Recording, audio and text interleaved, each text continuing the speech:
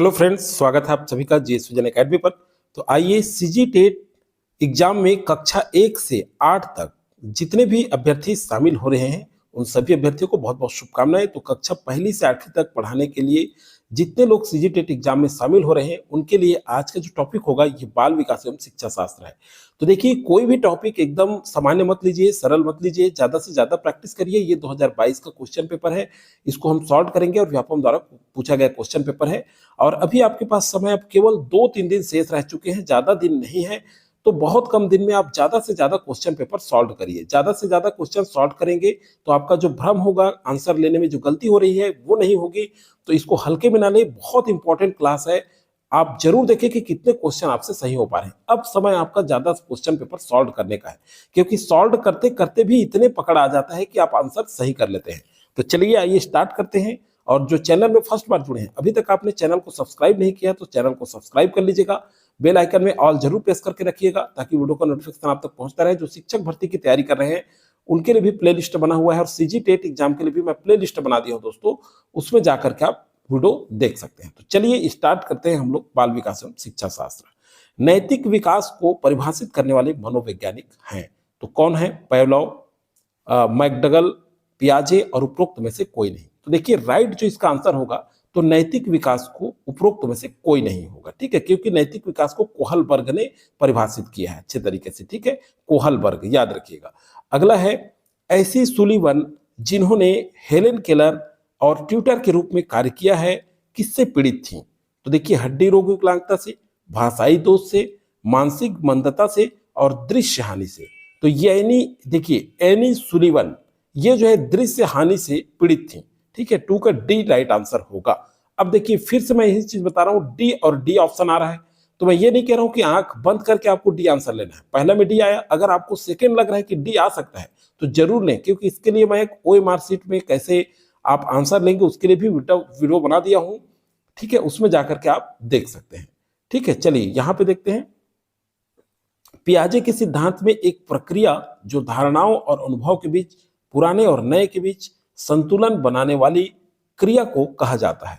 3rd number question, तो क्या कहा जाता है? आत्मसातीकरण, समंजन, ज्ञान भंग और संतुलन। तो राइट आंसर होगा संतुलन कहा जाता है। ओके, चलिए अब आते हैं 4 नंबर क्वेश्चन पर।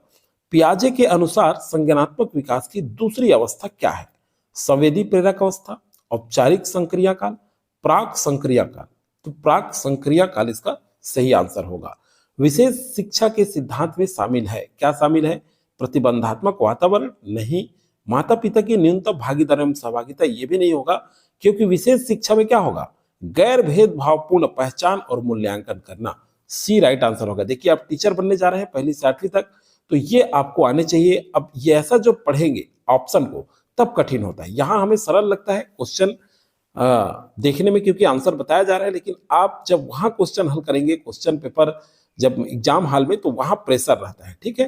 तो 6 नंबर देखते हैं, 2 से 8 वर्ष की आयु के बच्चों के लिए विकास के पैटर्न में मोटर, सामाजिक और भावनात्मक, संवेगात्मक के साथ शामिल है, क्या शामिल है इसके साथ? और 6 नंबर में तो देखिए, अनुकूलन क्षमता और कौशल, संप्रेषण क्षमता या कौशल, भाषाई क्षमता या कौशल। ये कठिन है आंसर लेना ऐसे क्वेश्चन को, तो भाषाई क्षमता शामिल है और कौशल शामिल है, ठीक है, भाषाई क्षमता या फिर कौशल। तो 6 का सी। 7 नंबर क्वेश्चन देखते हैं, शिक्षक अधिकार 2009 के अनुसार विशेष आवश्यकता वाले बच्चों को पढ़ाना चाहिए। तो देखिए, व्यावसायिक प्रशिक्षण केंद्रों में जो उन्हें जीवन कौशल के लिए तैयार करेंगे, आवश्यकता सहायता प्रदान करने हेतु घर पर उनके माता पिता और देखभाल करने वालों के साथ, उनकी व्यक्तिगत आवश्यकताओं को पूरा करने के प्रावधानों के साथ समावेशी शिक्षा की व्यवस्था करना, ठीक है। तो बिल्कुल सी जो है सर्वाधिक सही उपयुक्त आंसर होगा। चलिए अगला देखते हैं, 8वें नंबर क्वेश्चन, किस प्रकार का मूल्यांकन विशेष आवश्यकता वाले बच्चों की पहचान करता है? तो देखिए भाई, ऐसा क्वेश्चन तो पूछा ही जाएगा। प्लेसमेंट, योगात्मक, निरंतर और डायग्नोस्टिक। तो निरंतर, ठीक है, 8 का सी, सॉरी निरंतर नहीं होगा, डायग्नोस्टिक होगा, ठीक है। किस प्रकार का मूल्यांकन ये पूछ रहे हैं ना, प्रश्न देख लेते हैं एक बार। विशेष आवश्यकता वाले बच्चों की पहचान करता है, तो डायग्नोस्टिक, ठीक है, डी जो है राइट आंसर होगा किसका? 8 का। चलिए अगला है, निम्नलिखित में से किसने अधिगम का सिद्धांत प्रतिपादित नहीं किया है? तो देखिए थार्नडाइक, स्किनर और कोहलर ये तीनों ने अधिगम के सिद्धांत प्रतिपादित किए हैं, याद रखिएगा इंपॉर्टेंट है ये, लेकिन बीएस ब्लूम ने नहीं किए हैं, ठीक है, नहीं किया है, तो लाइन का डी जो है राइट आंसर होगा। 10 नंबर क्वेश्चन पे आ जाएं। मोटर विकास में व्यक्तिगत विभिन्नताएं होती है, फिर भी मोटर विकास का क्रम खाली स्थान से खाली स्थान होता है। क्या होता है? तो देखिए समीपस्थ होगा और शीर्ष पुच्छक होगा, नहीं। देखिए सकल मोटर विकास होगा, मोटर विकास में व्यक्तिगत भिन्नताएं, फिर भी मोटर विकास का क्रम सकल मोटर विकास होगा और ठीक मोटर विकास होगा, ठीक है, बी जो है राइट आंसर होगा 10 का। 11 नंबर क्वेश्चन, एक कार्य के दौरान मनीषा स्वयं से इस बारे में बात कर रही है कि वह किस प्रकार का कार्य को आगे बढ़ा सकती है। भाषा और विचार पर लेव वाइगोस्की के अनुसार इस प्रकार का निजी भाषण किसका संकेत है? चलिए ये किसका है? स्वनियमन का है, याद रखिएगा ये स्वनियमन का है। लेव वाइगोस्की का बताया जा रहा है, ये क्या है? स्वनियमन, ठीक है, 11 का ए। 12 नंबर क्वेश्चन, विशेष कठिनाइयों मानसिक स्वास्थ्य, यहां पर देखिए क्या बोला गया है, विशेष कठिनाइयों मानसिक स्वास्थ्य के मुद्दों, विशेष अक्षमताओं वाले विद्यार्थियों की शिक्षा पद्धति और अभ्यास का वर्णन करने के लिए सामान्यतः किस शब्द का प्रयोग किया जाता है? तो किसका किया जाता है? चलिए एकीकृत शिक्षा, विकलांगों के लिए शिक्षा, समावेशी शिक्षा और विशेष शिक्षा। तो क्या बोल रहे हैं? विशेष कठिनाइयों वाले, मानसिक स्वास्थ्य के मुद्दों और विशिष्ट अक्षमताओं वाले के लिए विशेष शिक्षा, समावेशी मत आंसर दीजिएगा, ठीक है। ये क्या आएगा यहाँ पे? विशेष शिक्षा। अब देखिए थोड़ा भ्रम हो जाता है, कभी कभी हम समावेशी आंसर ले लेते हैं और जब आंसर आता है सीजी व्यापम का तो हमें खलता है कि अरे हमने क्या आंसर ले लिया। और ये भ्रम कैसे दूर होगा? ये जो अभी क्वेश्चन पेपर आप सॉल्व कर रहे हैं ना, यही से आपको पकड़ बनेगा कि आंसर सही कैसे लेंगे। इसलिए ज्यादा से ज्यादा क्वेश्चन पेपर सॉल्व करें। मैं बार बार कहता हूं, आप सभी को हर वीडियो में बोलता हूं, हर क्लास में बोलता हूं। यह अगला क्वेश्चन है, यह कहा जाता है कि विकास एक कभी ना समाप्त होने वाली प्रक्रिया है, इसे निम्नलिखित में से किसके द्वारा परिभाषित करती है? ठीक है, हाँ, तो चलिए इसका राइट आंसर क्या होगा? देखिए अंतःक्रिया का सिद्धांत, निरंतरता का सिद्धांत, अंत संबंध का और एकीकरण का। तो राइट आंसर होगा निरंतरता का सिद्धांत, ठीक है। 14 नंबर देखते हैं, व्यक्तित्व को मापने की विधि, थीमेटिक, ठीक है। यहां देखिए अपरसेप्शन टेस्ट, TAT है, क्या है ये? तो चलिए देखते हैं, व्यक्तिनिष्ठ तकनीकी, वस्तुनिष्ठ और ये जो है प्रक्षेपण तकनीकी है, ठीक है, राइट आंसर सी होगा। अगला है, विकास के निम्नलिखित सिद्धांतों में से कौन सा सिद्धांत गलत है? तो देखिए विकास में व्यक्तिगत भिन्नता होती है, ये तो सही है।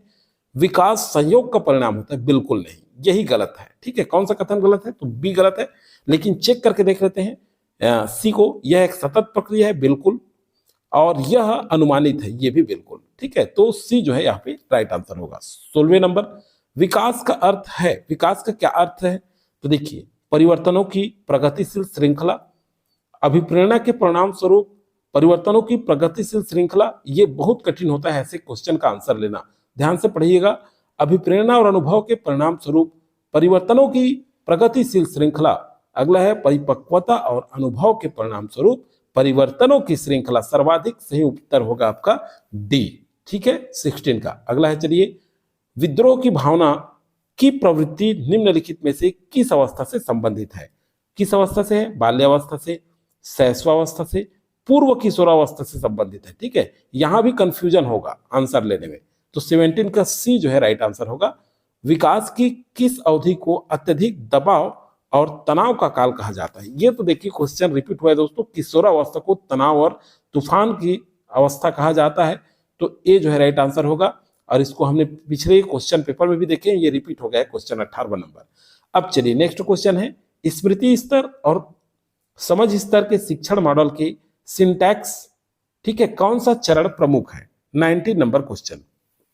तो क्या होगा? योजना, अन्वेषण, सामान्यकरण और प्रस्तुतिकरण। तो राइट आंसर होगा अन्वेषण, ठीक है, 19 का बी। 20 पे आ जाइए, निम्नलिखित में से कौन सा सिद्धांत पुनर्बलन का सिद्धांत भी कहलाता है? ठीक है, पुनर्बलन का, तो स्फूर्त अनुकूलन सिद्धांत पुनर्बलन सिद्धांत भी कहलाता है, ठीक है, याद रखिएगा भाई। 20 का ए जो है राइट आंसर है। चलिए 21 नंबर क्वेश्चन पे आ जाते हैं। भारतीय संविधान में 6 से 14 वर्ष आयु वर्ग के बच्चों के लिए निःशुल्क और अनिवार्य शिक्षा अधिकार को शामिल किया गया। ये भी क्वेश्चन रिपीट हुआ है। देखिए पिछले 2024 में देखें तो ये क्वेश्चन पूछा गया है, ठीक है, और ये 2022 का है। तो देखिए कुछ क्वेश्चन रिपीट भी होंगे आपके, कुछ क्वेश्चन तो आप ऐसे ज्यादा सॉल्व करेंगे क्वेश्चन पेपर में जो अभी कर रहे हैं हम लोग, तो आप स्वयं पकड़ लेंगे कि उसका आंसर क्या होगा, ठीक है। इसका फायदा आपको एग्जाम सेंटर में पता चलेगा। 21 नंबर देखिए, तो ये अनुच्छेद 21A में किया गया है, ठीक है। चलिए अगला है पीयर रेटिंग से आप क्या समझते हैं। पीयर रेटिंग बताइए भाई, पीयर रेटिंग क्या है। एक मूल्यांकन उपकरण जिसमें किसी व्यक्ति के कार्य का मूल्यांकन अन्य सदस्यों से किया जाता है, ये है पीयर रेटिंग। तो 22 का ए जो है राइट आंसर। अगला है विशेष शिक्षा में न केवल विकलांग छात्रों को शामिल किया गया है बल्कि इसमें निम्न को भी शामिल किया गया है, तो प्रतिभाशाली बच्चे भी शामिल हैं, ठीक है। विशेष शिक्षा में याद रखिएगा, ये क्वेश्चन तो पूछेगा ही पूछेगा, ये घुमा फिरा के आएगा, लेकिन ध्यान रखिएगा कौन कौन शामिल होते हैं। तो देखिए विकलांग छात्रों के साथ प्रतिभाशाली छात्र भी शामिल होता है, ठीक है। चलिए अगला देखते हैं। 6-7 वर्ष का बच्चा दूसरों के दृष्टिकोण को स्वीकार नहीं कर पाता, 24 नंबर।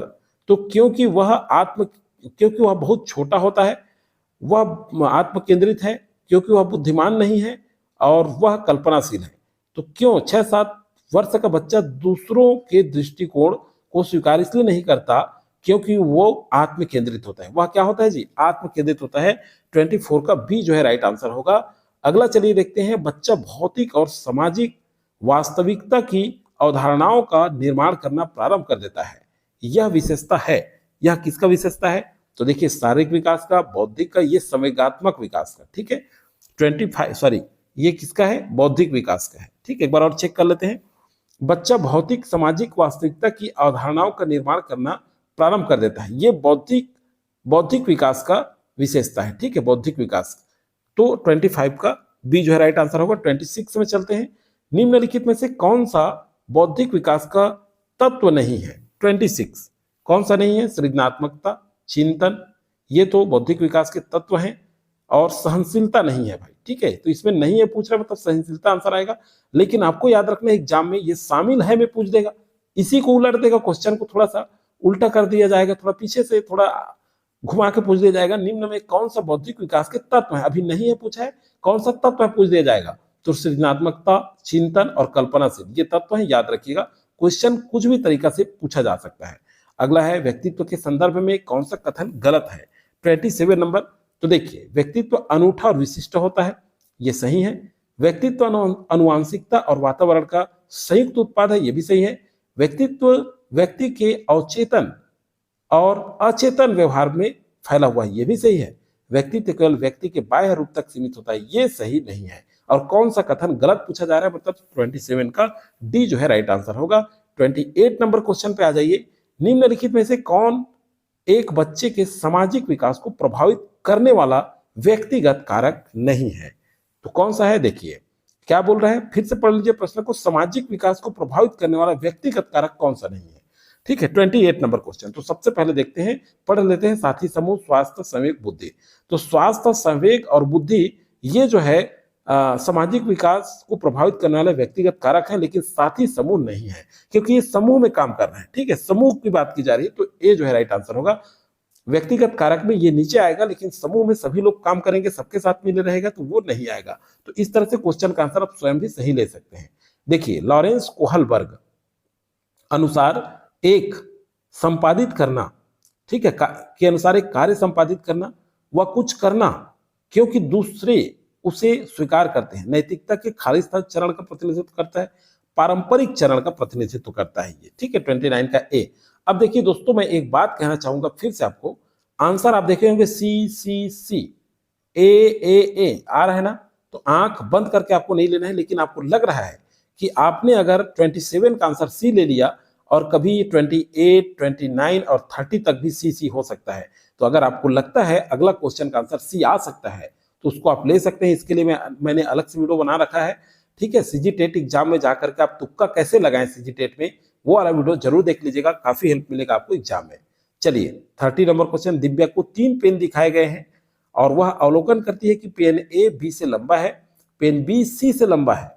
जब दिव्या ने अनुमान लगाया कि ए सी से लंबा पेन है, तो वह जीन पियाजे के संज्ञानात्मक विकास की कौन सी विशेषता प्रदर्शित कर रही है। तो देखिए लॉजिक के साथ पूछा गया है, तो वो जो है क्रमबद्धता, संरक्षण, ये जो है सकर्मक विचार है, ठीक है, किसके अनुसार पूछ रहा है, ये जीन पियाजे के अनुसार, ठीक है, तो सी जो है राइट आंसर होगा। तो आज हमने 30 क्वेश्चन बाल विकास का कर लिया है। किसी भी सेक्शन को, किसी भी चैप्टर को कमजोर ना आके हमारी रणनीति क्या होनी चाहिए, इसके लिए भी मैं एक वीडियो एग्जाम से पहले बनाऊंगा कि आप जो है बाल विकास हिंदी ये थोड़ा अच्छे से करें, ठीक है। ये वाला जो स्कोरिंग सब्जेक्ट है, जो नहीं बन पा रहा है उसमें ज्यादा ध्यान ना दें क्योंकि समय नहीं, लेकिन जो बन पा रहा है उसको ना छोड़ें। तो चलिए दोस्तों, आज वीडियो में फिलहाल जानकारी इतना ही, लगातार वीडियो प्रोवाइड होता रहेगा। ये वीडियो अपने दोस्त यार को, परिचित को, जितने भी लोग हैं ज्यादा से ज्यादा शेयर कर दीजिए आप लोग, ताकि वो लोग भी इस वीडियो में अपना प्रैक्टिस जारी रखें। देख